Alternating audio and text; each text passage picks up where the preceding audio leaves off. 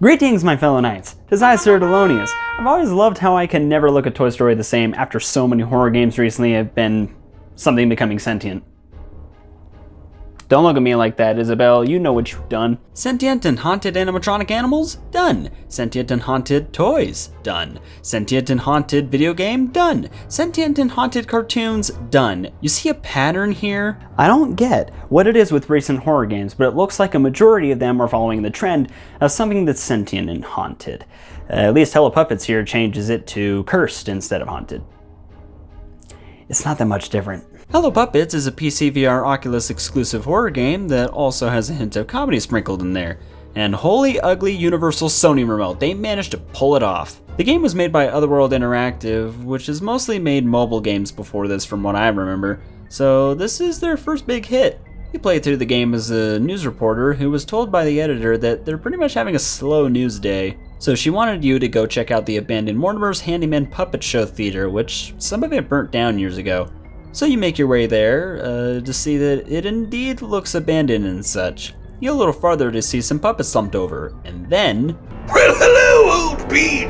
Oh my gosh, what the... Mortimer pretty much persuades you to put a puppet on your hand like your old sock, and then starts speaking enchantment table. Tata istera mureza vitera desa. Hello, little old. Why all the fuss? Am I drunk? So you're taken to whatever this area is, then you hear the puppet you chose start talking to you through a giant TV on the other side. What the heck is going on? From when you start the game, this part is oddly the most confusing part. It makes more sense from here though. It's just this part that made me go, what? From there, once you make your way over to said TV, you appear in a room with the puppet sewed onto your arm. That looks painful. I honestly can't imagine having a puppet sewed onto my arm. That would be traumatizing to me. The puppet, whose name turns out to be Scout, is shocked that you're still living and breathing since the voodoo spell Mortimer cast was supposed to let her control you completely. So this game is a horror/comedy puzzle VR game, and it's pretty fun. The puzzles revolve around you and Scout doing different things at the exact same time or swapping minds to do certain different things. This is a pretty neat concept, and Otherworld pulled it off pretty well. The horror aspect of the game is actually good. I'm looking at you in Sound Mind. I legitimately got scared sometimes, and yes, this game does have some cheap jump scares that shouldn't be there in my opinion, but the legit creepiness and even some scary parts of the game really overshadow it. I also really love the story behind it all. It gets more and more interesting as you venture through the building. There are some radios tucked off to the side in some areas, so you actually have to go looking for these. The radios have recordings from this guy, I can't remember his name for the life of me. He tried exposing the place and all of the evil going on to the police, but they wouldn't listen and just wrote it off as a hoax. The guy even manages to get recordings of Owen, the creator of Mortimer's Handyman, who found out the puppets were becoming sentient and tried to do something about it, but he couldn't. Is this the part where, like, the FBI should get involved? Because this is some, like, crazy stuff. Back to the story from earlier, you and Scout go through some tests that were made by Riley, the crazy scientist puppet. She looks whack. Tests are made to show if the host, you the player, is fit for your puppet. The tests start out simple enough, then you get to one that is legit impossible. No, I mean it's impossible on purpose. Where's the story for it? No, the tests aren't hard, shut up! The tests you go through are actually pretty simple. The last one, though, that I mentioned earlier, is impossible, but it's supposed to be that way.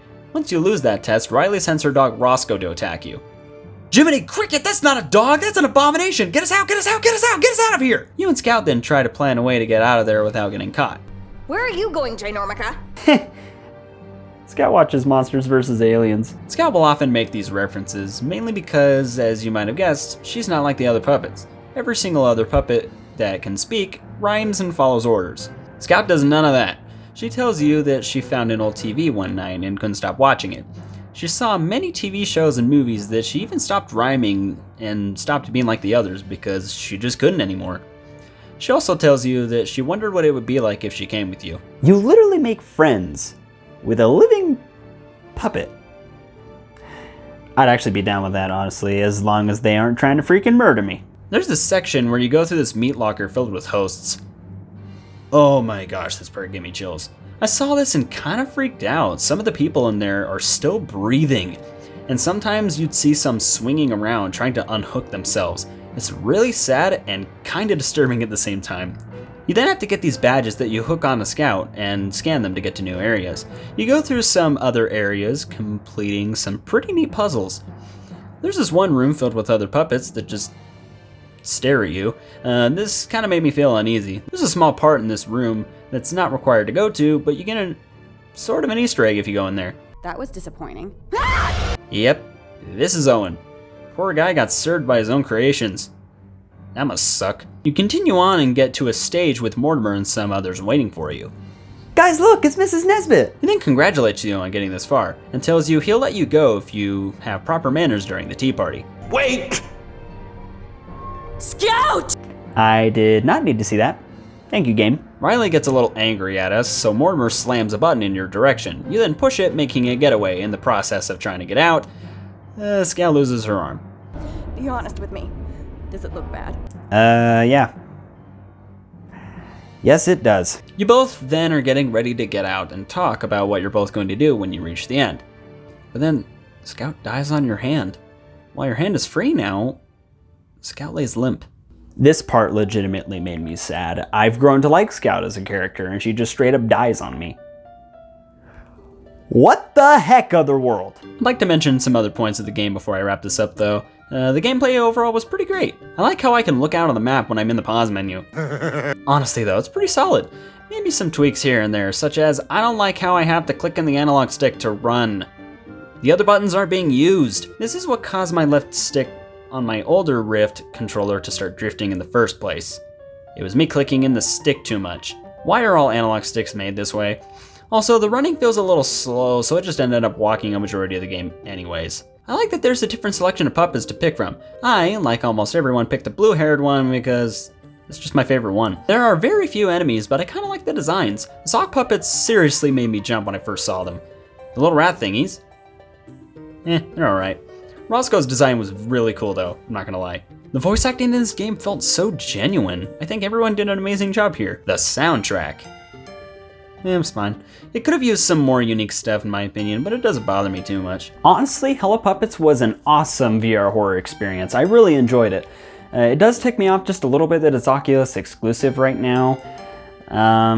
Maybe somebody can convince Otherworld Interactive to try releasing it on Steam VR or something. I don't know. I still liked it though. It kept me invested pretty much the whole way through. Otherworld Interactive, if you're watching this, you're probably not, but I honestly can't wait to see what other VR experiences you come up with. Thank you so much for watching. I deeply appreciate it. Leave a like if you enjoyed. It'll mean the world to me. If you didn't like it, feel free to dislike. Just be sure to leave some constructive criticism so I can improve these videos and make them better. I'll see you guys next week. Slay your dragons.